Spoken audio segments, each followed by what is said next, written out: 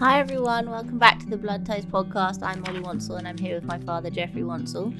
Hello everyone, welcome back to Blood Ties 2.0, the new series. The new series. Yes, or the new stories. They're not new though, are they? No, actually they aren't new. To be fair, we don't tend to do that many current ones because you can't do them because... Well, it's the genuine difficulty of prejudicing the trial or the appeals. You can't. Yeah. So there are some we can do, which I'm going to do in the future. Yeah. That the trial has been completed and there's been a result and there's no indication of an appeal. Yeah. Then we're on perfectly safe ground. Yeah. But we can't do real events in real time because that simply would prejudice, or the possibility that it would prejudice the trial. When we first started, we were very specific about doing British cases, but we branched out from that some time ago, didn't we? We did. Yeah. Because we wanted to cover off some of the like really big, more famous John Wayne Gacy, Ted Bundy type situations, didn't we?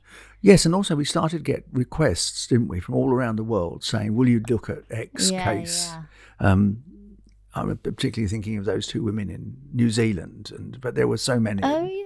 Amazing. The two ladies that made a film about them. Heavenly Creatures, they're called. Yeah.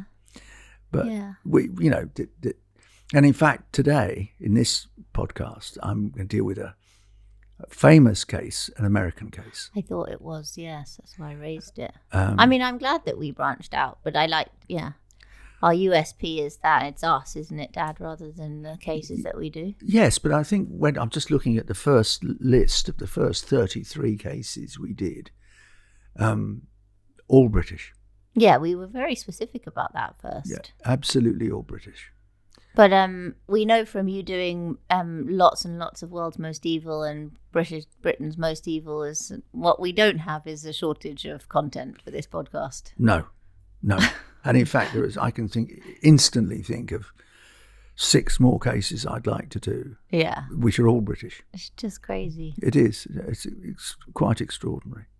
But the human mind will never cease to... Well, what people are capable of, what human beings are capable of, always astounds me. I know. And this is all the cases we've done underline that to me.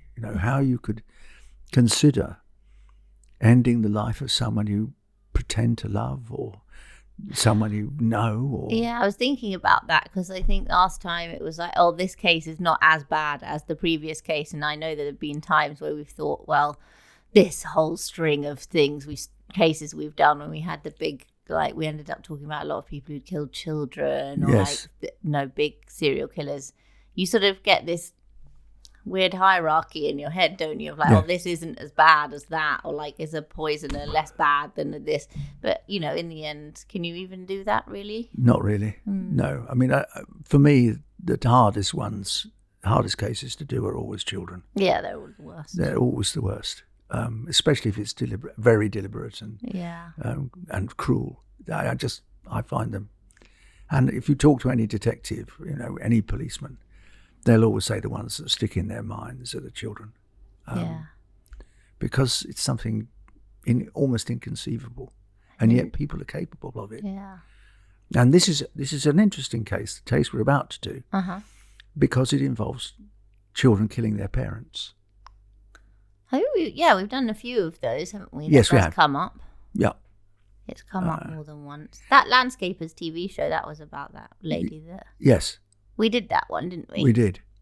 That lady who killed her parents and then lived in fantasy in France and was obsessed with Hollywood. That's right. Yeah. But so what are we doing today? We're doing the Menendez Brothers. Are we? We are. Lyle and Erik Menendez. Okay, well, that's very current. Because I'm doing it now because there's a significant chance that they will be released on parole. And I thought it were worth giving the background to the argument which is going to be conducted by the California Parole Board about why they should or shouldn't. And I haven't watched it, but there's a documentary about them, is there? There's a documentary, a drama. And a drama. There have been, over the years, have been a series. I mean, they have been documented. But nowadays, if you say to somebody, particularly in Britain, for example, the Menendez brothers, they'll say, It really, and they're not really sure quite what's Yeah, I going actually on. don't think I know the case at all, really. Well, I thought that's exactly why it was a good time to do it, because Great. it will be absolutely coming into the news, because the parole board is due to start considering them later in 2025. And there have already been a number of developments in the case which have allowed it to come before the parole board. But I'll get to that. Okay, all right, well, we'll get going then. So this is the Menendez brothers. It is indeed. The Menendez brothers are called Lyle and Erik. In fact, he was christened Joseph Lyle Menendez, and he was born in January 1968. And his brother, Erik Glenn Menendez, was born on November 27, 1970. They were the two children of José Menendez and his wife, Kitty. The reason I'm raising it now is because they were originally found guilty and sentenced to life without parole. But over a series of years, they have argued that they have rehabilitated themselves so significantly they should be resentenced. So they are being resentenced, have been, and the judges said 50 years to life, which means technically, under California state law, they can be considered for parole. So I'm trying to give you the background to the time when their case does emerge from the California State Parole Board. Okay, so let's go back, as they say, to the beginning. José Menendez, their dad, was born in Cuba, Havana, Cuba, in 1944. But at 16, he moved to the US and went to study at Southern Illinois University. I think he left Cuba because of the Castro Revolution, and I think his parents wanted to get out of Cuba.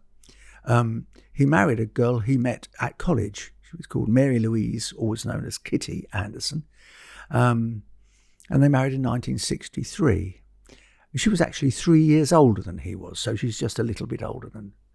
And in the films, the dramas, she's always portrayed as quite quiet. Perhaps that wasn't entirely the case, but we'll come to that. They moved to New York City, where José got a job, got an accounting degree, and then got a job with Hertz, the rental car company. And Lyle was born on January the 10th, 1968. They then moved to New Jersey because I think they'd gone up in the world. José had a bit more money and they bought a house. And then Erik was born there in New Jersey in November 1970. José's career blossomed. He was a very talented businessman. He went from Hertz to RCA Records, where he became eventually chief executive. And then he moved to Live Entertainment. He was chief executive of Live Entertainment. And they moved to Calabasas in California. He was successful. They bought this big house. But the boys, well, let's deal with the boys. They were a disappointment, really. They were both very handsome, but they were sort of troubled. Now, that becomes significant a little bit further along in the story, but Erik went to Beverly Hills High, where he got average grades, but he was very good at tennis. He became the 49th ranked junior tennis player in the United States. Lyle went to Princeton University, but that wasn't a success. He eventually, he was eventually suspended for plagiarism, but he was constantly being asked to leave, and really wasn't. He was very, very disruptive in his hall of residence. You see what I mean? They're spoilt and entitled, and felt, their father, by all accounts, by the father and mother's accounts, was very generous to them. But in high school, when he was at Beverly Hills High, Erik wrote an amateur screenplay, 66-page screenplay called Friends, which focused a wealthy young man killing his parents for their money. That becomes also of significance. But they also they were wild. I mean, they committed in 1988 together. They committed a whole string of burglaries in Calabasas, and they stole reportedly about $100,000 worth of cash and jewellery. Well, not surprisingly, Jose, their dad, thinks perhaps Calabasas isn't the place for us to stay and buys a house in Beverly Hills. How is that going to help? I don't know. Anyway, the boys they're 18. I mean, the younger one, 18, his elder brother, 21. They clearly decide that Jose is to be killed. Now, the argument becomes why. Now, the obvious trigger is they want his money. They want to inherit. They're the only children. If their parents die, they're going to get the lot, and there is quite a lot to get. Now, Lyle and Erik later insist that the reason they kill their parents is that Jose had been abusing them since childhood, that he had been sexually abusing them, physically abusing them, and emotionally abusing them. That is what they later claim.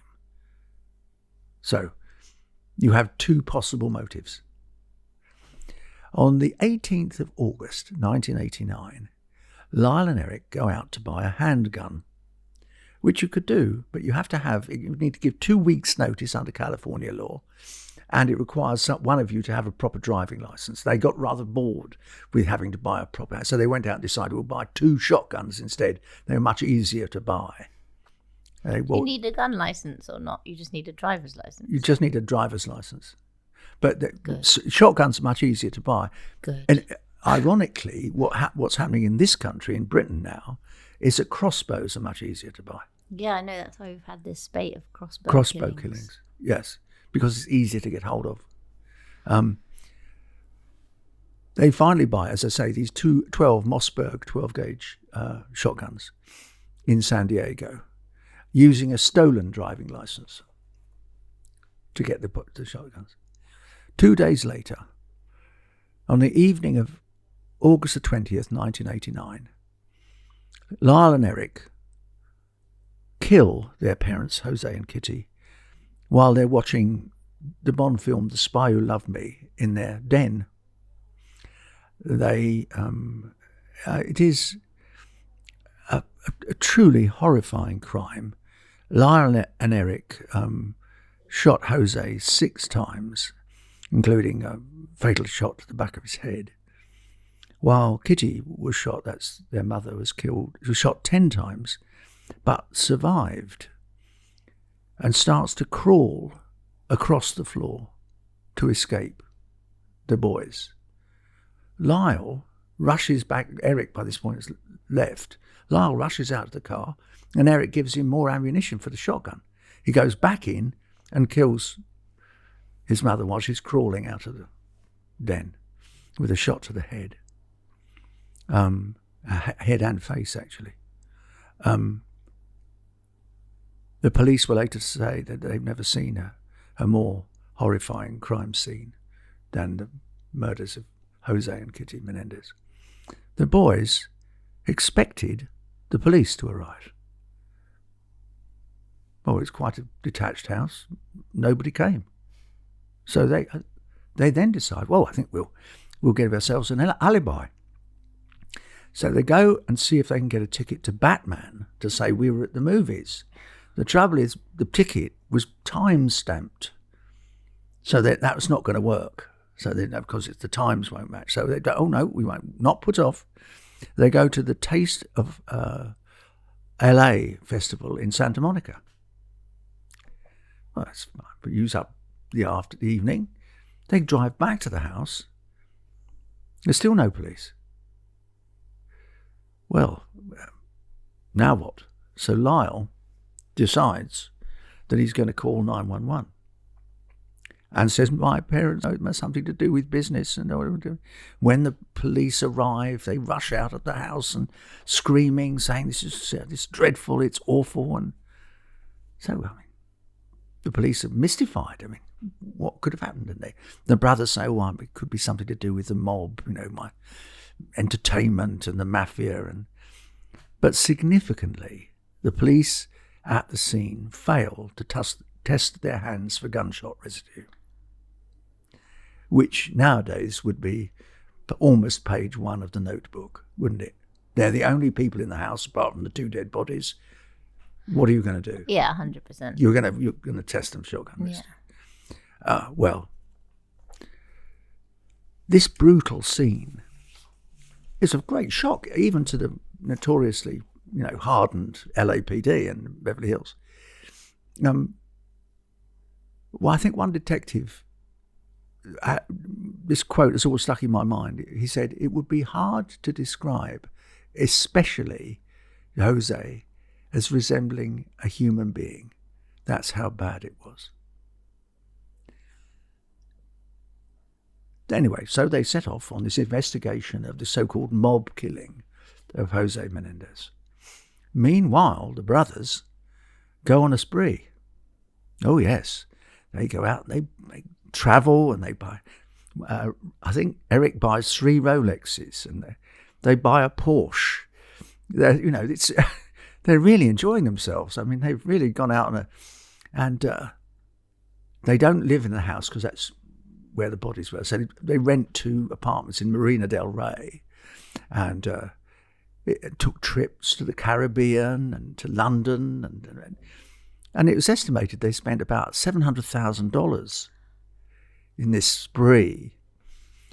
Well, that spree led detectives to wonder whether the brothers might have had something to do with the killing, although all the family insisted that they were delightful boys and perfect and couldn't possibly. And they also learn about the famous screenplay called Friends, in which a wealthy young man decides to kill his parents for the money.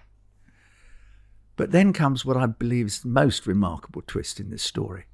Lyle has taken to going to a psychiatrist. And the psychiatrist is called Jerome Oziel.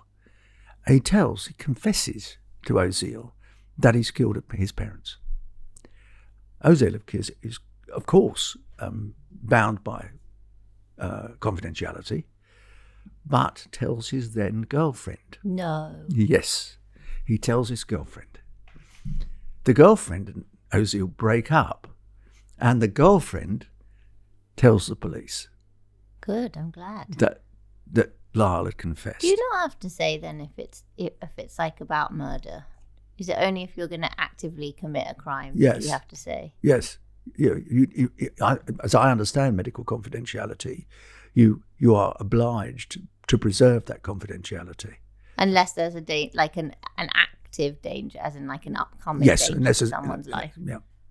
Interesting. Lyle was eventually arrested on March the 8th, 1990, outside his Beverly Hills Marina del Rey apartment. And Erik turned himself in later after a trip to Israel. They were still enjoying. There was then, as you would imagine, and as you've already hinted, there was a very long dispute over whether Lyle's confession to Oziel could be used in. Eventually, it was. And the first trial, which began in 1993, late in 1993, Erik and Lyle's defence was that José was a perfectionist and a paedophile, while Kitty was a mentally unstable alcoholic and drug abuser. Both said that José had threatened to kill them if they ever told anyone about their abuse, and they also claimed they were in fear of their lives, which is why they went out and got the shotgun. The prosecution insisted that the killings were premeditated and point out that they'd gone back and shot Kitty while she was still alive. While she was, I think the phrase used at the trial was while she was moaning and trying to crawl away. The prosecution also insisted that they were compulsive liars and had never mentioned sexual abuse, their sexual, quote, sexual abuse to anyone, including Oziel. The jury couldn't agree. But that whole trial was televised. It was an O.J. Simpson moment in America. It was every moment was lived out on television. The second trial, 1995 into 1996, was not televised. Lyle's former fiancée testified that he'd offered her money to say José made sexual advances to her. Lyle did not testify in the second trial. It was always thought that his testimony in the first trial had not been valuable to the brothers' defence. And in fact, both were convicted on 2 counts of first-degree murder. And they were given, that was what called special circumstances, that they'd premeditated it. And on July the 2nd, 1996, both were given life without the possibility of parole. So we're talking about almost 30 years ago. Were they put in the same prison? They were. Did they bunk up together? Folsom, no, I don't think they did. I think it's best just to quickly recap. Well, no, it's not a recap, actually. It does extend from here. Just before the conviction and the sentencing, Lyle married a girl called Anna Erickson, but they divorced in 2001. He wasn't a reliable person. And in 2003, while he was in jail, he married a woman called Rebecca Sneed. And in 1999, in June 1999, Erik married a lady called Tammy Sackerman, who once said, "Not having sex in my life is difficult, but it's not a problem for me." The boys remained in jail. They're now in their 50s. They are exemplary prisoners. They help in education programs. They're very supportive of other prisoners. And they make no bones about the fact that they did it. They said, "We did it. We're ashamed of it. It's not something we're proud of, but we did it." They ask for the sentence to be reconsidered. Now, there is a very long legal argument in California about whether that could be the case. One DA said it could, and a subsequent DA said it couldn't. But in 2024, it was agreed that the brothers could be resentenced. Now, that means that if the sentence is less than life without parole, they are eligible for consideration for parole because, under Californian law, anybody who commits a murder under the age of 26 becomes eligible for parole. And they, remember, at that time were 21 and 18. And so earlier this year, in 2025, they're sentenced to life, 50 years to life, which means that they are eligible under the 26-year rule for consideration for parole. And the California State Parole Board is currently considering what to do about Erik and Lyle Menendez. And it's worth remembering the details of the case when that starts to appear, as it certainly will, because it was a very, very big deal in America, and why it's caused endless documentaries, a drama called Monsters that Netflix did in the end of 2024, September. I mean, it was as dramatic. I can imagine that's going to be a big... It'll be, thing. And especially when and if they are given parole. I guess it's also a specific thing, isn't it? When it's like 2 children doing it together. Yes. Because usually you get one child that gets someone to do it with them, like a partner or someone. Yes. I think this is actually a classic case of folie à deux.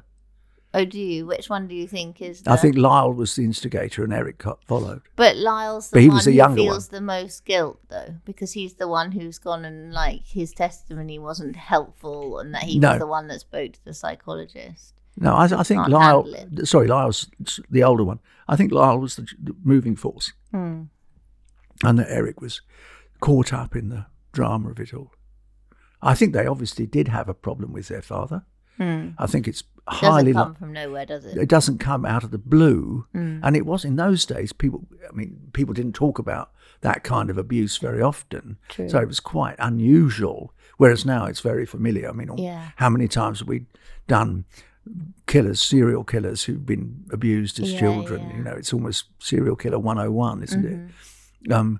But it's such a potent case, and the fact that they've made no secret of the fact they did it adds another dimension.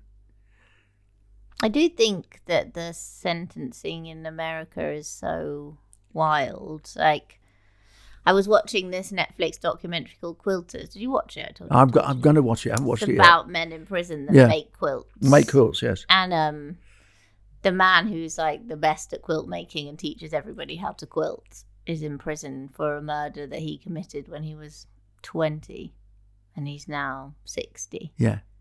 And he also is like, said that it was him, and is very remorseful and a model prisoner. Yeah, I mean, obviously we've talked before about, you know, how long do you leave someone in prison for? What is a sense? And also, like, how useful is that?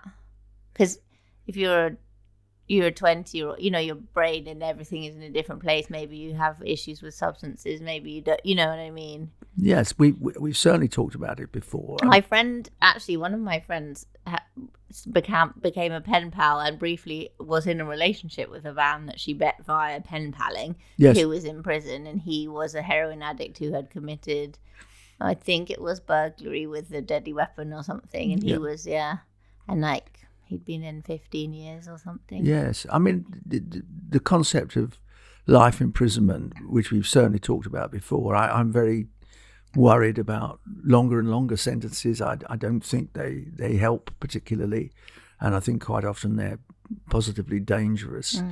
But if you look at a wonderful old film, The Birdman of Alcatraz, starring Burt Lancaster, that was about a man who couldn't get out of jail. They wouldn't let him out, and that's that. You know, I think emotion, sentiment ebbs and flows on this. When is someone truly awful? As we've said before, people. Yeah, this is the thing, isn't it? Do lock them up and throw away the key. Yeah. But what is it? Doesn't bring your loved one back. Every case is individual, isn't it? So it's so difficult to have nuance because we have to create law that is encompassing.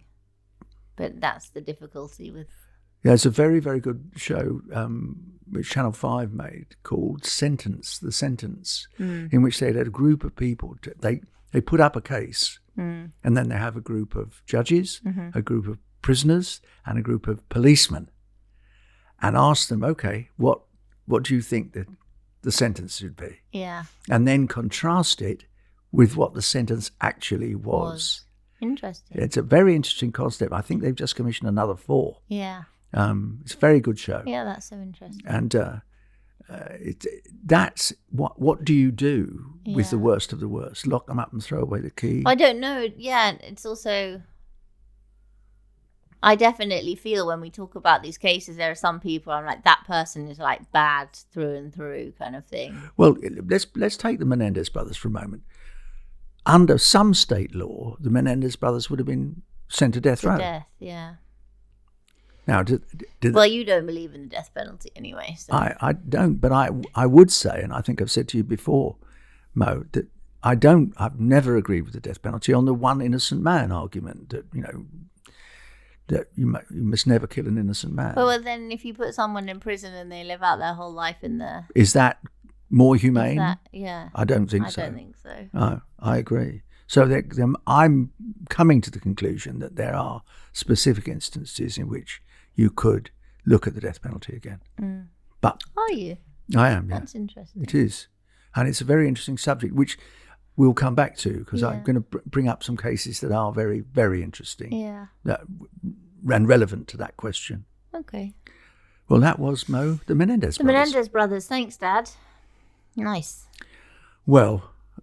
Not nice. Would you recommend the Netflix docs and the drama? I would certainly recommend the Monsters, the drama, which I think is very well done.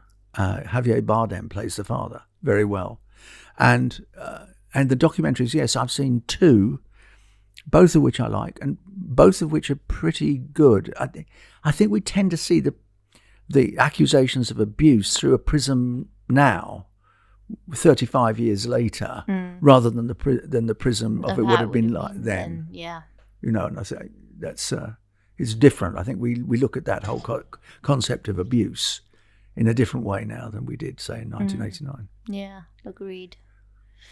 Okay, amazing. Do you have any other hot goss for me? No, I haven't got any great ones. No hot goss? No. I'm going to look at Quilter. Yeah, it's so good. I think it's called Quilters. Quilters, that's it. Yeah. I really enjoyed that. It's just like a little 30-minute doc about these guys who make quilts in prison for foster children. But yeah, it's something quite heartwarming in an environment which I imagine is not in any way heartwarming. Well, that was, I think... And they get to go up to the quilting studio, 5 hours a day or something. It's just a place for them to go, and it's away from everything else. Yeah. I think it's... Oh, it sounds... I'll certainly look at it. Yeah, have a look at it. I will. Well worth it. Okay, super. Well, I'd like to thank all the people that help us. Our producer, Peter, my brother, Dan, who did the music, my friend, George, who drew our caricature, to Geoffrey, who does all the hard work, and to you, the listeners, thank you so much. Thank you so much. You're very precious to us. We think about you a lot, and we like to hear from you. So if you feel moved, do please contact us. You can find me through my website. But, it's very important that you're there for us. And as I say often, bad things happen to good people. So do please be careful out there.